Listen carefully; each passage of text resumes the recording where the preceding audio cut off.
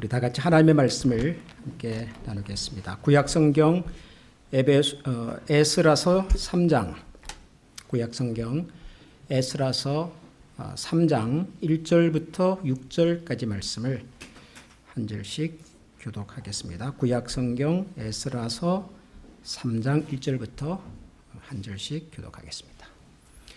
이스라엘 자손이 각자의 성읍에 살았더니 일곱째 달에 이르러 일제히 예루살렘에 모인지라. 요사닥의 아들 예수아와 그 형제 제사장들과 스알디엘의 아들 스룹바벨과 그 형제들이 다 일어나 이스라엘의 하나님의 제단, 계속 읽겠습니다. 이스라엘의 하나님의 제단을 만들고 하나님의 사람 모세 율법에 기록한 대로 번제를 그 위에서 드리려 할세.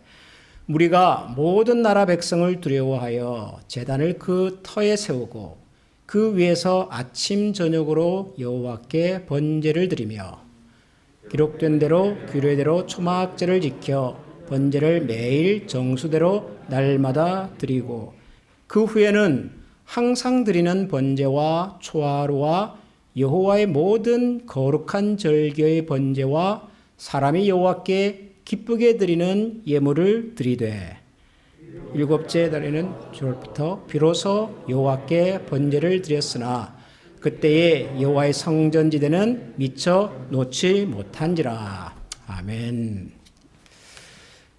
우리 박 집사님 기도 중에도 말씀하셨지만 한국이 내일 모레 이제 추석이지요.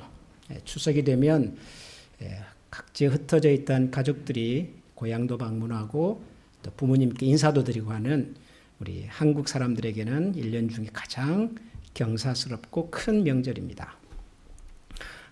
그런데 요즘 이제 한국 뉴스 보면 가장 큰 뉴스 중에 하나가 뭐냐면 이번 추석에는 8명까지 모일 수 있습니다. 이게 큰 뉴스입니다. 큰 뉴스. 8명까지 가족들이 모일 수 있습니다. 이게 이제 큰 뉴스인데요. 뭐 8명 모이는 게 뭐 그리 큰 뉴스일까요? 그런데 이제 불과 몇 달 전까지만 해도 가족이라 할지라도 2명 이상 혹은 4명 이상은 모일 수가 없었지 않습니까? 실제로 한국에 사는 제 친구 하나가 지난 여름 방학이 끝날 때 이제 영국서 공부하던 아들이 다시 영국으로 이제 공부하러 들어가는데 환송 가족 모임을 식당에 가서 했답니다. 아들 2, 딸 1, 5명 가족이에요. 식당을 갔는데 테이블 3군데 앉아서 먹었답니다. 5명이. 2명밖에 못 앉으니까요.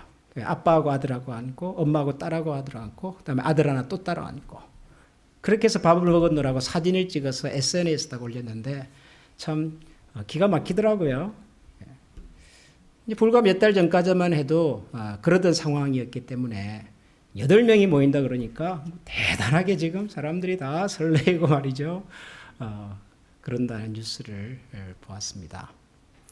사실 세상 난사가 다 그런 것 같아요. 평소에 자유롭게 뭔가를 할 수 있을 때는 이게 얼마나 소중하고 참 귀한 일인가를 모르다가 막상 그 일을 못하게 되면 막히고 나면 정말 그게 귀중했던 일이구나. 사람을 만나고 모인다고 하는 것이 얼마나 소중한 일이었구나 하는 것을 비로소 깨닫죠. 요즘 우리가 사는 세상이 평소에 몰랐던 작은 소중한 것들을 다시 깨닫게 되는 또 그런 시대가 아닌가 하는 생각이 들어서 한편으로는 어려움 가운데서도 또 감사한 마음을 갖게 되는 것 같습니다. 오늘도 그런 어려움 속에서도 어려움을 뚫고 이렇게 함께 예배하러 나오신 여러분들을 그래서 더욱더 반갑게 환영하고 싶고 또 축복하고 싶습니다.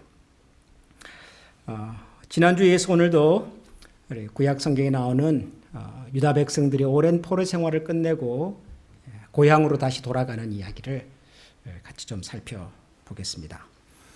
에스라서 3장을 읽었는데요. 우선 3장 1절과 2절을 다시 한번 보겠습니다.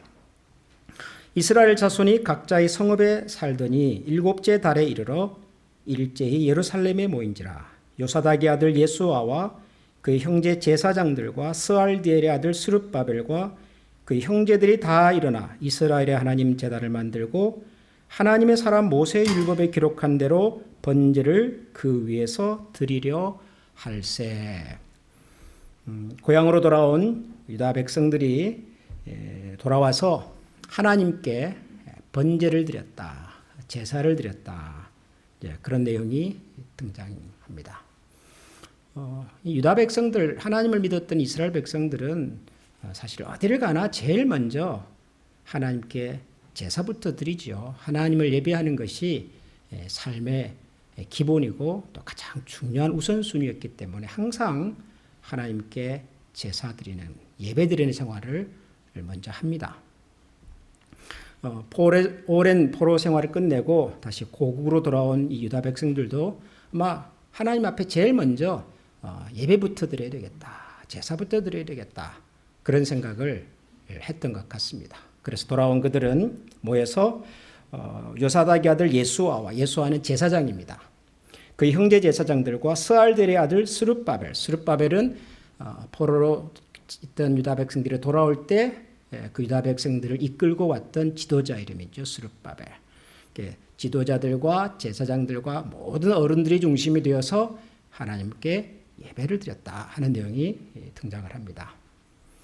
그런데 사실 이 유다 백성들이 지금 예루살렘으로 돌아왔다고 해서 편안하게 자유롭게 예배를 드릴 수 있는 상황은 아니었습니다. 아직은.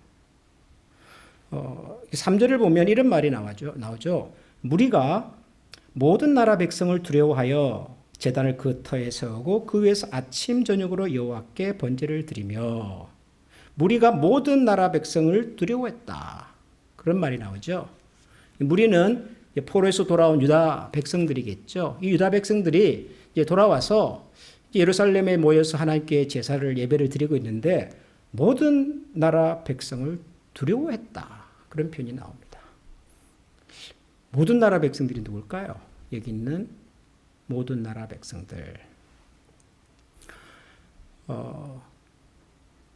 유다 왕국이 바벨론에게 망하고 난 다음에 많은 사람들이 이제 포로로 끌려갈 때 유다 왕국의 수도였던 예루살렘은 폐허가 되어버렸습니다. 우선 전쟁 때문에 수많은 사람들이 목숨을 잃기도 하고 집도 무너지고 성전도 무너지고 완전히 폐허가 되어버렸습니다. 그리고 많은 유다의 지도자들이 포로로 잡혀갔죠. 포로로 잡혀가서 무려 70년을 지냈습니다. 70년 동안 백성들이 포로로 잡혀가 있었던 70년 동안 예루살렘은 주인 없는 땅이 되었죠.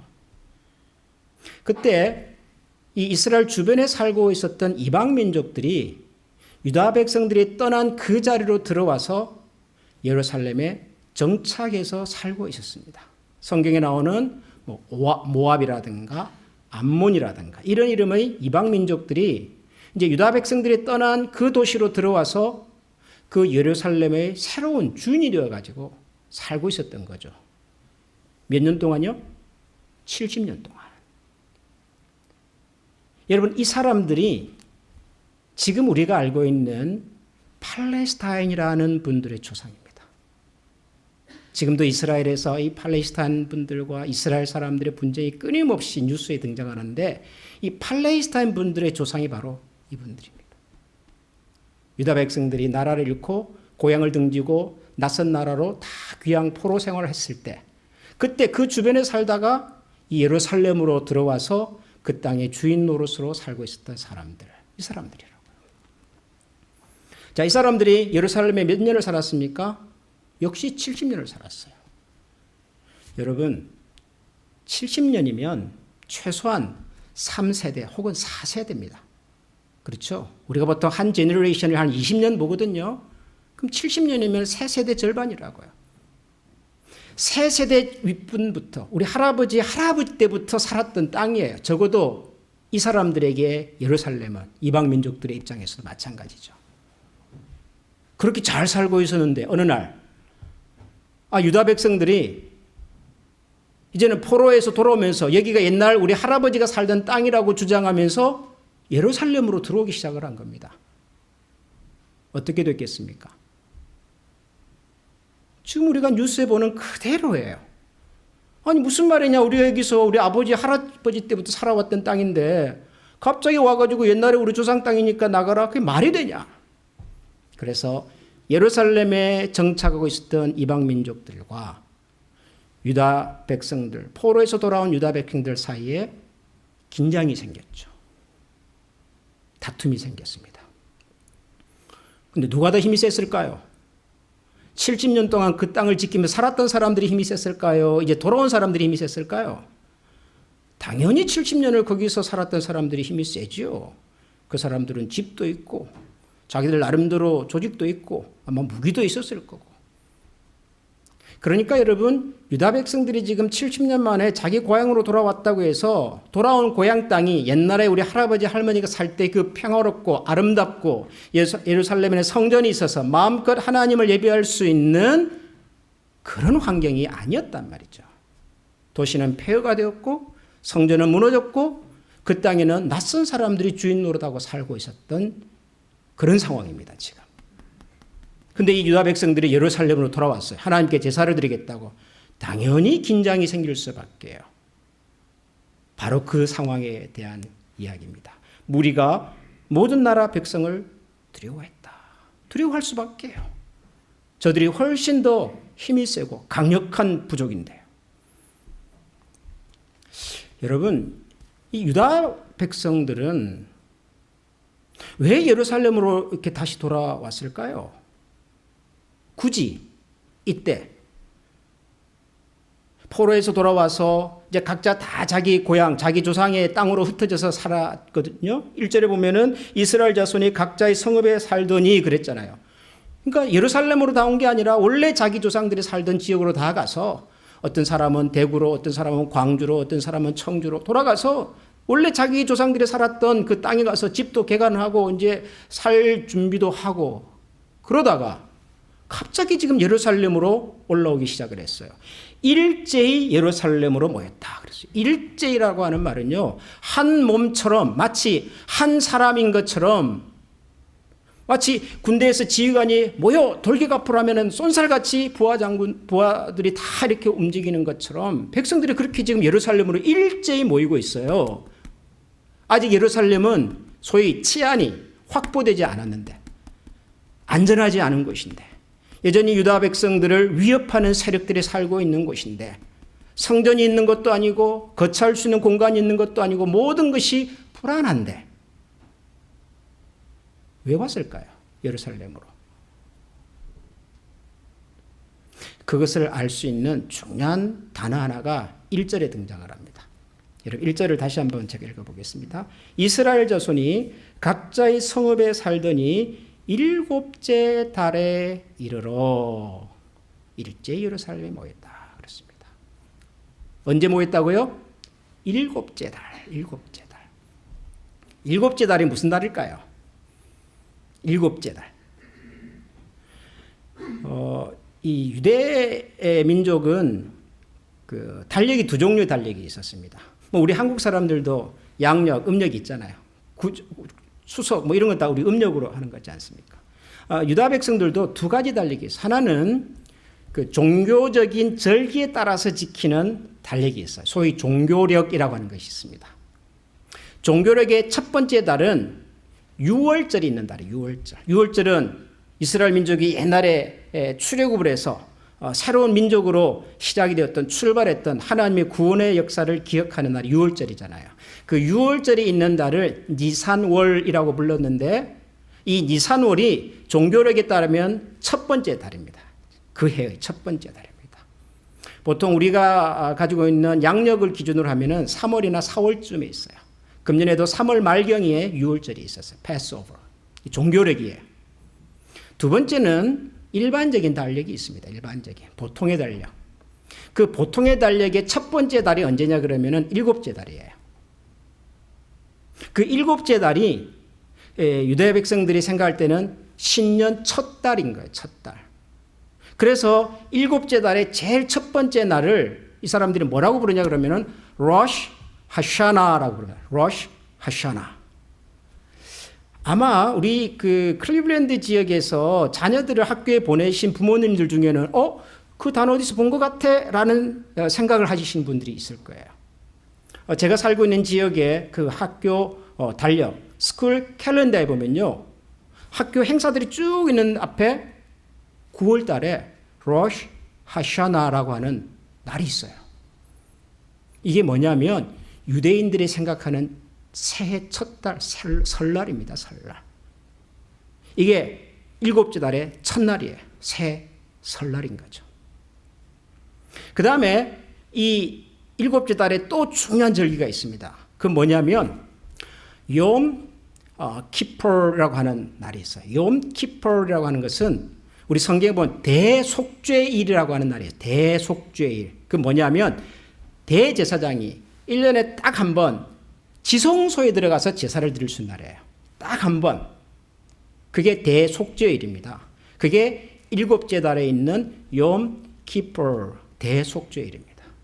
그러니까 유대 백성들은 새해가 시작하면 제일 먼저 뭐부터 했다고요?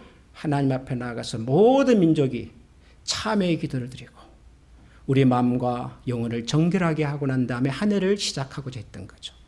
이게 대속죄일, 일곱째 달에 있습니다. 그 다음에 더 중요한 달이 하나 있습니다. 그게 뭐냐면 초막절이라고 하는 절기가 일곱째 달에 있습니다. 초막절 들어보셨어요, 여러분? 초막절? 성경에 보면 고대 유대 백성들이 1년에 반드시 지켜야 할 절기 3가지가 있었습니다. 3대 절기 그렇게 부릅니다. 여러분들은 들어도 기억을 잘 못하시니까요. 그냥 저는 쉽게 이렇게 가르칩니다. 유칠초만 기억하시면 돼요. 3절기가 유칠초입니다. 유칠초가 뭐냐면 6월절, 7.7절, 초막절. 요 3가지 절기가 유대인들이 지켜야 할 3대 중요한 절기입니다. 특별히 초막절은 옛날 이스라엘 민족이 애굽에서 해방이 되어서 약속의 땅 가나안으로 가던 40년의 광야 여정 생활을 하면서 광야에서 어떻게 살았겠어요? 거기서 쉽게 구할 수 있는 나무나 풀이나 이런 것들을 가지고 일종의 간이 텐트를 지었던 거죠. 그걸 초막, 그 초막 안에서 40년을 살았습니다. 초막 안에서 그들은 하나님 주시는 만나도 먹고 메추라기도 먹고 초막 안에서 하나님께서 지켜주시는 불기둥과 구름기둥도 경험하시고 초막 생활을 40년 동안 하면서 약속의 땅 가나안에 드디어 도착을 했습니다. 그 40년의 세월은 이스라엘 민족에 있어서는 잊을 수 없는 시간이었던 거죠. 광야 생활 동안 하나님이 우리를 먹이시고 지키셨다. 하나님은 그 칠흑 같은 어두움 속에서도 한 줄기 햇볕처럼 혹은 별빛처럼 항상 우리를 이끌어 주셨고 우리를 지켜주셨다. 인도해 주셨다. 그것을 기념하는 날이 초막절이에요. 이 초막절이 언제 있었냐 그러면은 바로 이 일곱째 달에 있었습니다. 고향으로 돌아온 유다 백성들이 물론 유다 백성 자체가 항상 모일 때마다 하나님 앞에 제사드리고 예배하는 것을 우선순위로 생각했던 사람들이지만 더더군다나 그들이 잊지 못할 날이 있었던 거죠. 바로 초막절. 이게 언제 있었다고요? 이게 일곱째 달에 있었습니다. 그 일곱째 달이 지금 다가오고 있는 겁니다. 유다 백성들이 고향으로 돌아오고 난 다음에 얼마 지나지 않아서 그 일곱째 달이 지금 다가오고 있다는 것을 알았어요. 흩어져 있던 유다 백성들은 하나같이 예루살렘에 모이기 시작을 합니다.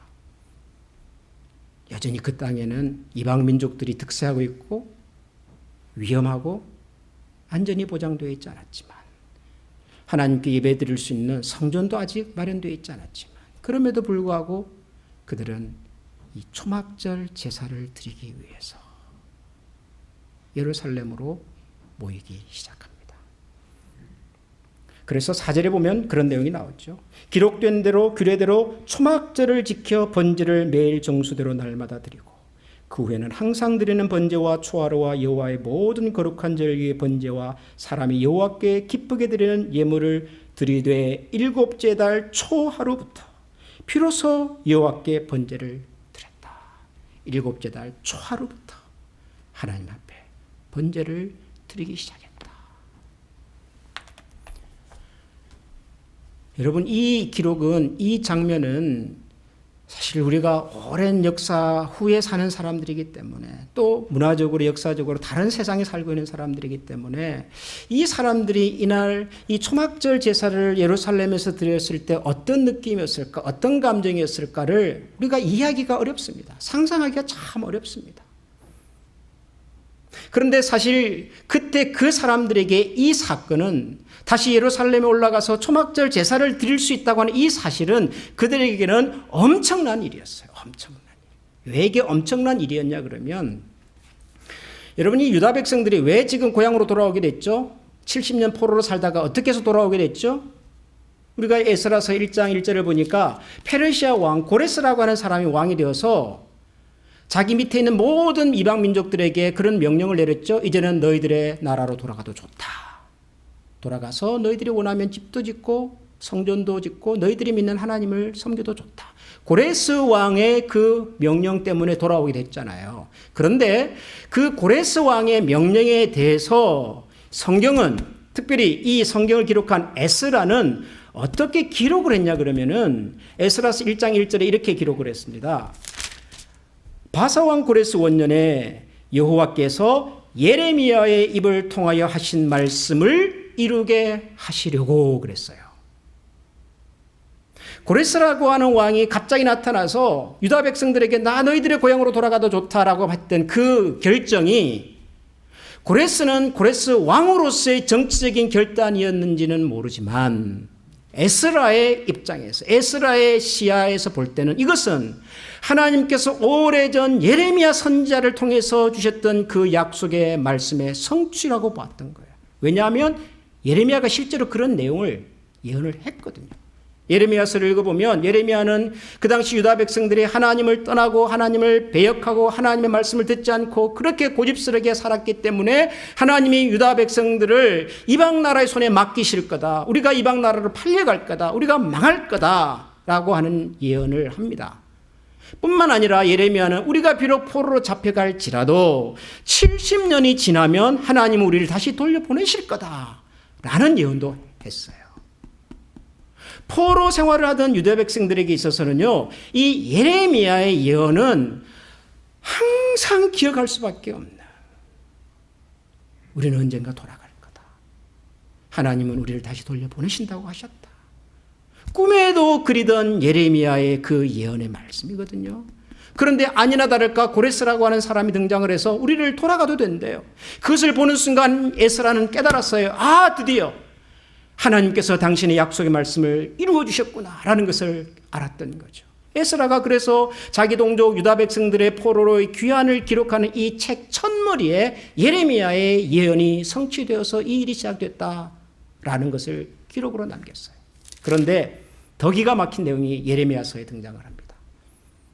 예레미야서 33장에 보면 예레미야가 오래전에 이런 내용의 말씀도 예언을 기록으로 남긴 것을 우리가 알 수가 있습니다. 좀 길긴 하지만 제가 읽어보겠습니다. 예레미야서 33장 10절 말씀입니다.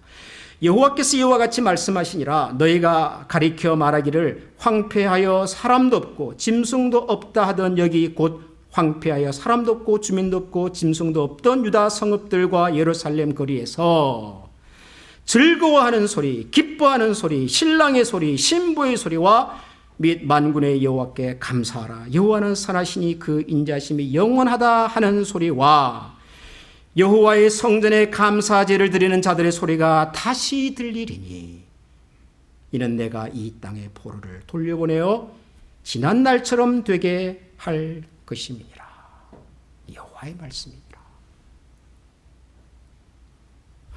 폐허가 되어서 사람도 없고 주민도 없고 짐승의 소리도 들리지 않던 땅에서 다시 여호와의 성전에 감사의 제사를 드리는 자들의 소리가 들리고 다시 이곳에서 하나님께 감사의 제사를 드리는 사람들의 모습이 보일 때 이는 내가 이 땅의 포로를 돌려보내어 지난 날처럼 되게 할 것이다.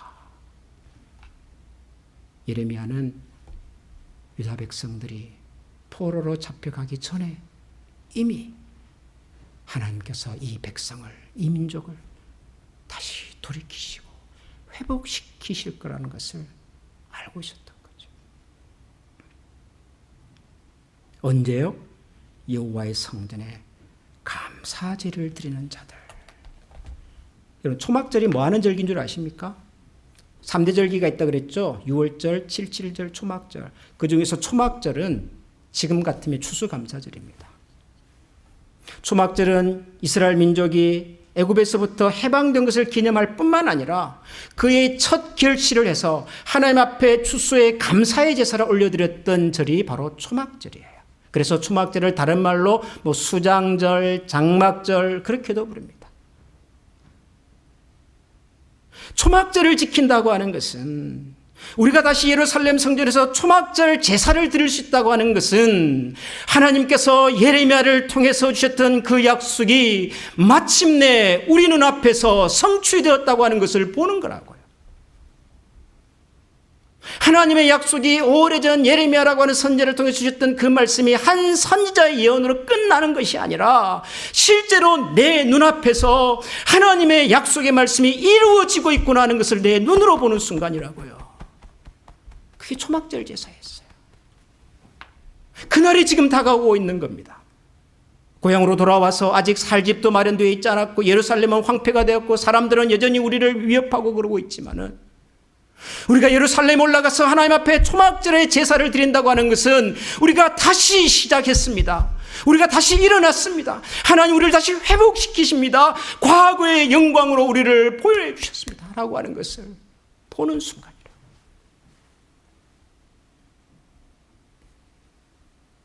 이 감격을 여러분 이해하시겠습니까? 이 설레는 마음을 여러분 이해하시겠습니까? 아마 대한민국이 언젠가는 통일이 되기도 하겠죠? 제가 살아있는 생전에 될지 안 될지는 모르겠지만 언젠가는 왔다 갔다 할 날이 오지 않겠습니까? 그럴 때 우리 부모님이 살았던, 우리 할아버지가 살았던 황유도 해주, 함경북도 여러분, 그런 곳을 방문해서 우리 아버지가 살았던 집, 할아버지가 살았던 그 고향 땅을 보았을 때 후손들의 마음을 여러분 상상 한번 해보시라고요. 그 벅찬 가슴을 여러분 한번 상상해 보십시오. 상상. 돌아온 유다 백성들의 가슴 속에 이 소원이, 하나님의 회복하심에 대한 이 기대가 있었던 거죠. 초막절 제사는 그래서 드렸던 겁니다. 저는 이 초막절 제사를 드리는 돌아온 유다 백성들의 이야기를 읽으면서 혼자 그런 생각을 했습니다. 우리에게는 어떤 기대와 어떤 소원이 있을까? 여러분에게는 어떤 기다림이 있습니까? 하나님께서 나와 우리 가족과 우리 교회를 향한 다시 옛적같이 우리를 회복해 하실 그런 기대와 소망이 어떤 것이 우리에게 있을까? 그런 생각이 저는 들었어요. 아니, 있기나 할까 우리에게는. 우리가 살아가는 세상이 너무 힘들고 너무 고달프고 불안하고 아무것도 아직 정리된 것이 없고 확실한 것도 없고 늘 이런 불안한 마음으로 살기 때문에 도대체 우리의 미래가 어떻게 될지, 우리 자녀들의 미래가 어떻게 될지, 우리 교회 미래가 어떻게 될지, 하나님 우리를 통해서 무슨 생각과 무슨 계획을 가지고 계실지, 그런 하나님의 약속에 대한 기대와 기다림이 과연 우리 속에 있는가? 여러분 있으세요? 여러분의 인생을 향한 하나님의 회복하심에 대한 약속에 대한 기다림이 여러분 있으세요? 뭘 기다리고 사세요? 뭘 소망하면서 사십니까, 여러분? 아직까지 위협이 득세하고 있음에도 불구하고 그 위협을 뚫고 예루살렘으로 올라가고 싶었을 그 유다 백성들의 그 가슴을 뛰게 하던 소망과 기다림이 우리에게도 있을까? 우리에게도. 모든 사람들이 그렇게 생각하듯이 앞으로 아마 신앙생활하기는 쉽지 않을 겁니다. 팬데믹이 끝나도 교회는 예전 같은 그런 활기와 생동감으로 다시 회복되기는 쉽지가 않을 겁니다. 그럼에도 불구하고 우리는 교회에 대한 희망을 갖습니다. 왜냐하면 교회는 여전히 이 세상을 향한 마지막 하나님의 희망이기 때문에, 아무리 사람들이 교회를, 기독교를 향하여 비난하고 욕을 한다 하더라도 교회는, 하나님을 믿는 사람은 그래도 이 세상을 향한 하나님의 마지막 소원이기 때문에 저는 우리 한미교회가 이 지역에서 하나님의 마지막 소원을 이루어드리는 교회 공동체가 될 것을 기대하고 믿습니다. 저는 그날을 기다립니다. 아무리 힘들어도, 여전히 위협이 우리 주변에 있어도, 사람들의 마음이 연약해질지라도 하나님은 우리를 회복해 하실 것이다. 하나님은 우리의 삶을 회복하실 것이다. 옛적같이 새롭게 하실 것이다. 이게 없으면 우리가 어떻게 이 험난한 세상을 이겨낼 수가 있겠습니까? 내가 지금 이 정도밖에 되지 않지만, 내가 지금 이런 수준으로 살아가고 있지만, 지금 내 주변에는 이런 문제들이 도사리고 있지만, 그러나 하나님은 나를 아시고 하나님은 내 인생을 다시 새롭게 하실 것이다. 하나님 앞에 감사의 제자를 드릴 수 있는 그런 마음과 영성을 가지고 있는 한 하나님은 우리를 다시 일으키실 것이다. 세우실 것이다. 그런 소망이, 기대가 우리의 가슴 속에 과연 있는가?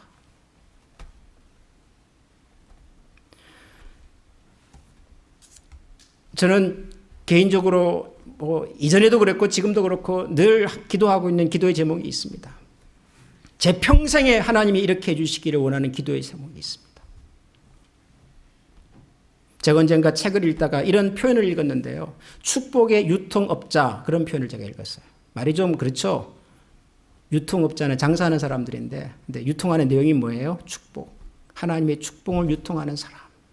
그런 표현을 제가 책을 읽다가 발견했는데 너무 좋더라고요. 무슨 말이죠? 하나님이 복의 근원이지 않습니까? 하나님이 복 자체이지 않습니까? 우리는 그런 하나님의 복을 누군가에게 나누어주는, 유통시켜주는 사람으로 살면 좋겠다. 내 평생에 나라고 하는 사람을 통해서 수많은 사람들이 하나님이 가지고 계시는 하나님으로 인한 그 축복과 은혜를 남김없이 충분히 공급받으며 살 수 있으면 좋겠다. 나라는 사람이 그렇게 쓰임을 받으면 좋겠다. 내가 많이 갖지 않아도, 내가 높지 않아도 나를 통해서 그런 하나님의 축복과 은혜가 많은 사람들에게 흘러 넘쳐가면 좋겠다. 저는 그래서 그 표현이 너무 좋았어요. 축복의 유통업자로 살자.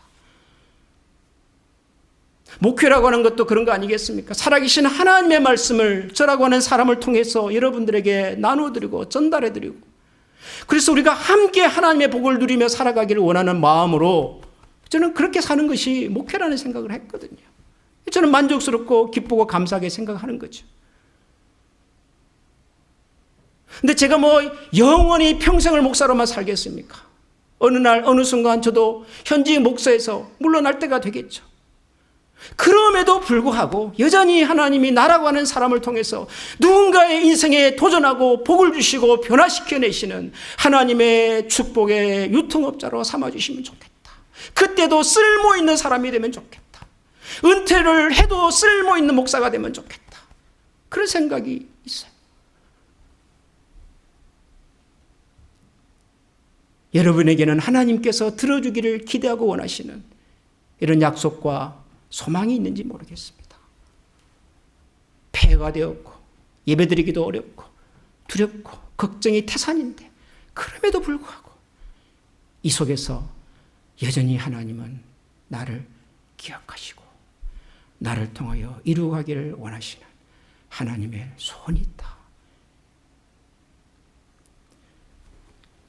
사랑하는 우리 한미 가족 여러분, 돌아온 유다 백성들이 가졌던 하나님의 약속에 대한 기대와 설레임을 우리도 함께 가질 수 있기를 소원합니다.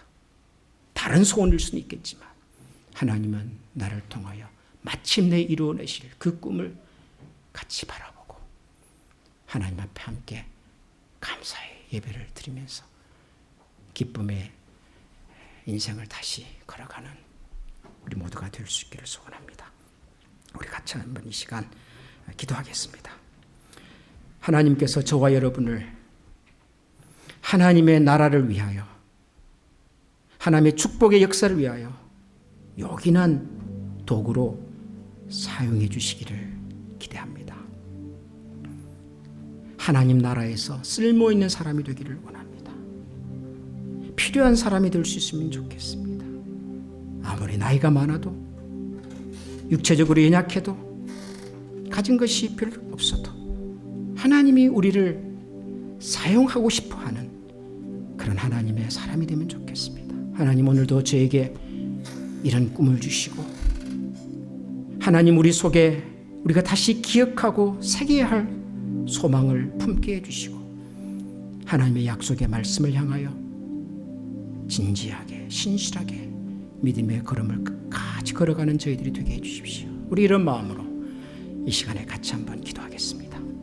다 같이 기도합니다. 하나님 아버지, 감사합니다. 존귀하신 주님을 노래하고 찬양하고 걸어가시는 하나님의 우리의 마음 가운데서 세우시고 오늘도 우리를 통한 역사하시는 하나님을 우리가 같이 바라볼 수 있도록 도와주시옵소서. 그 하나님의 은혜이시고 그 하나님의 은혜이시고 그 하나님의 은혜이시고 그 하나님의 은혜를 찾고 그 하나님의 손에 저희들이 되기를 소원합니다. 우리 같이 한번 이 시간에 찬양하기를 원합니다.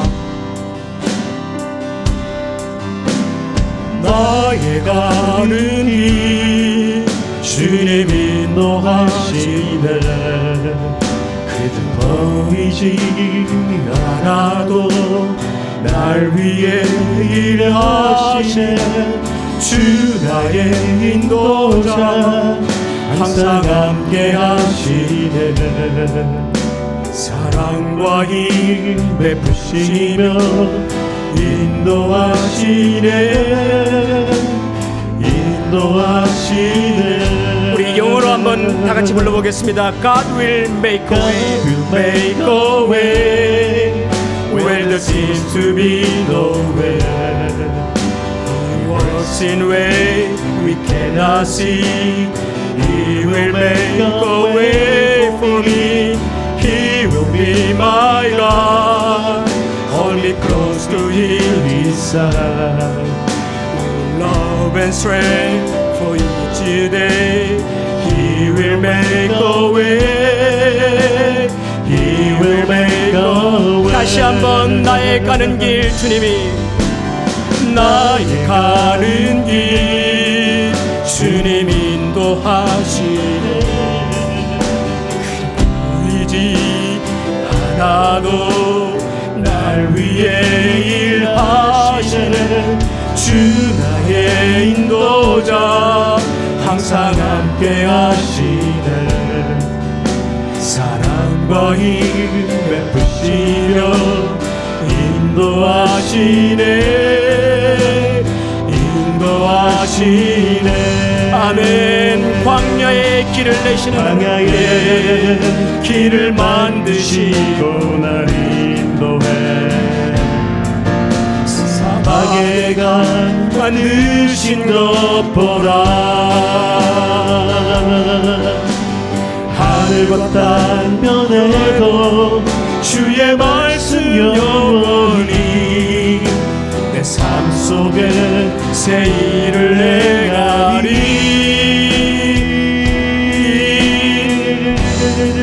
주 나의 가는 길 주님 인도하시네. 보이지 않아도 날 위해 일하시네. 주 나의 인도자 항상 함께 하시네. 사랑과 힘 베푸시며 인도하시네. 인도하시네.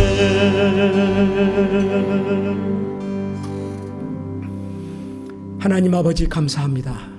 우리가 살아가는 세상이 광야와도 같고 때로는 험한 바다와도 같지만 그런 광야 속에서도 길을 내시는 하나님, 바다를 가르치기보다도 바다 위를 걷게 하시는 하나님이 바로 우리의 하나님이신 것을 이 시간 다시 한번 기억합니다.